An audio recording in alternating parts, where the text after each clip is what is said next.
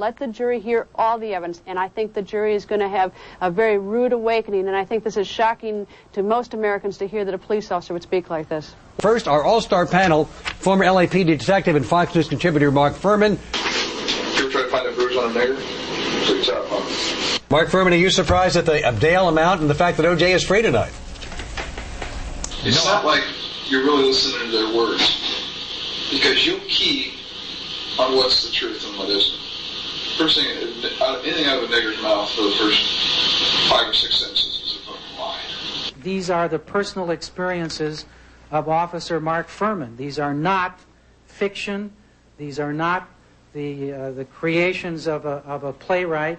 These are the words that he was speaking in terms of his own life experience. Fight or fuck around with the police. You do what you're told. You understand, Nick? Hey, Mark, why not a danger to the community, knowing all we know about him, hearing him in this burglary tape? Why wouldn't we believe 100 years in jail that there's a flight risk here?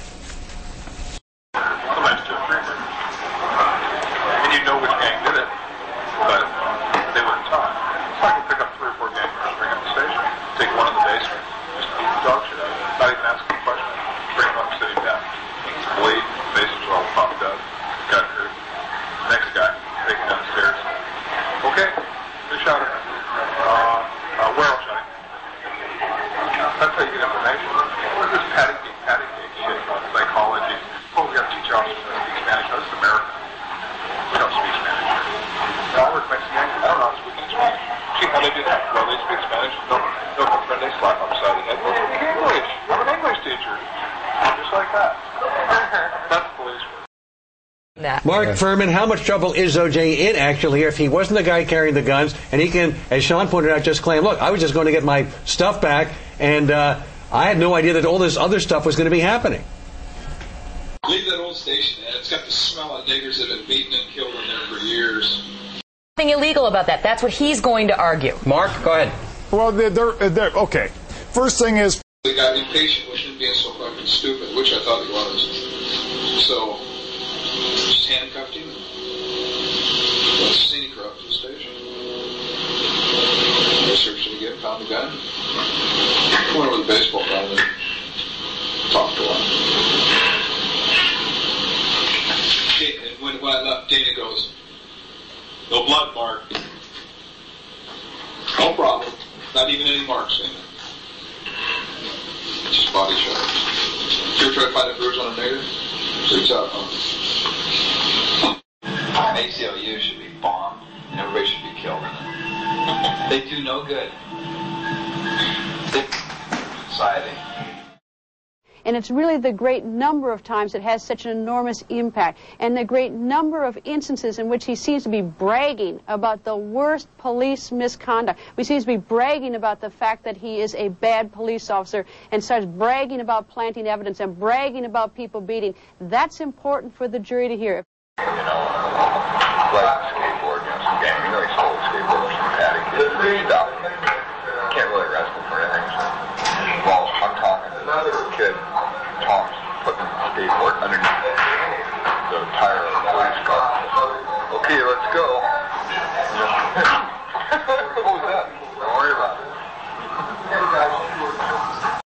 We went in. We were just pissed. We weren't going to wait for SWAT. We just kicked the door in, grabbed the girl, put a gun to her head for a shield, walked up. They wanted to give up. Locked the door. They didn't give up. We beat them now in the hospital. One died. Four of them. It's 4 and 2 straight.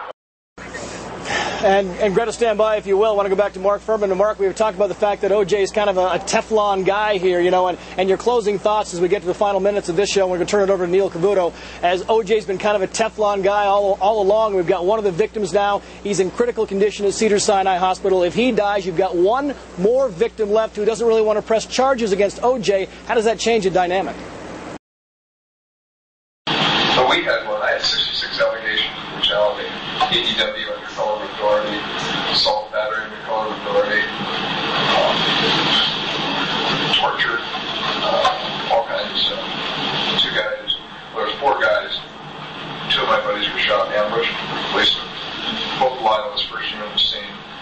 4 suspects ran into a second-story apartment projects apartment. We kicked the door grabbed the girl who lived there, one of their girlfriends, grabbed her by the hair, second fender, we had used her as a barricade, walked up and told her, we got this girl on the floor, fucking brains out, come out with a gun.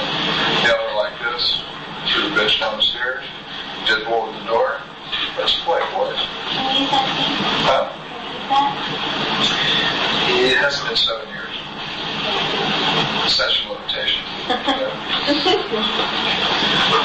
A 300 and some page internal affairs investigation. Just on that one incident. I got several other ones. Must have about 3,000 or 4,000 pages of internal affairs investigation. Anyway, we basically tortured them. There's 4 policemen, 4 guys. We broke numerous bones in each one of them.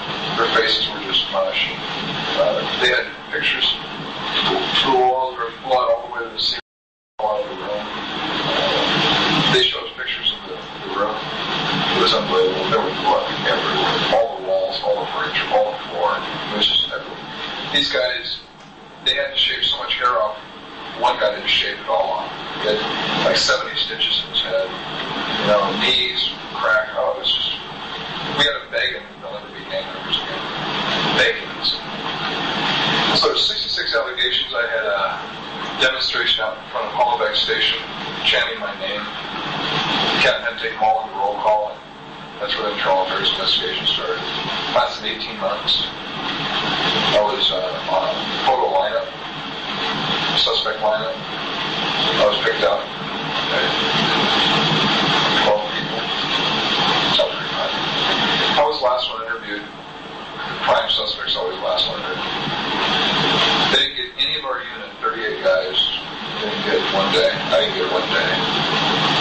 The custodian, the jailer at the sheriff's department got 5 days because he beat one of the guys that they already ambushed at those people. So I never seen anything. Why? We're all stuck together. Immediately after we beat those guys, we went downstairs. The garden hose in the back of the place. We washed our hands. We had blood all over our legs. Everything was dark blue uniform, you know. And in the dark, you can't see it. We get the light. It looks like somebody's red paint painted on all over. We had to clean our badges off with water. Blood all over. Our face had blood on it. We had to clean all that. We checked each other. We went out. We were directing traffic. And the little chiefs and everything were coming back. 2 officers were shot. Where are the suspects? I think some of these officers over here got them and they took them to the station. So now nobody knows really who arrested them. We handcuffed them, threw them down 2 flights of stairs, head first. You know, and that's how they came down. That's where a lot of the people saw. You know, look out, Eric. Oh my God, look out, he's falling. I mean, you don't shoot a policeman. I mean, that's all there is to it. But anyway, the point is, well, they know I did it. They know damn well I did it. There's nothing they can do about it because most of those guys were 77 together. We came into this gang unit. We were tight. I mean, we could have murdered people. We got away with it.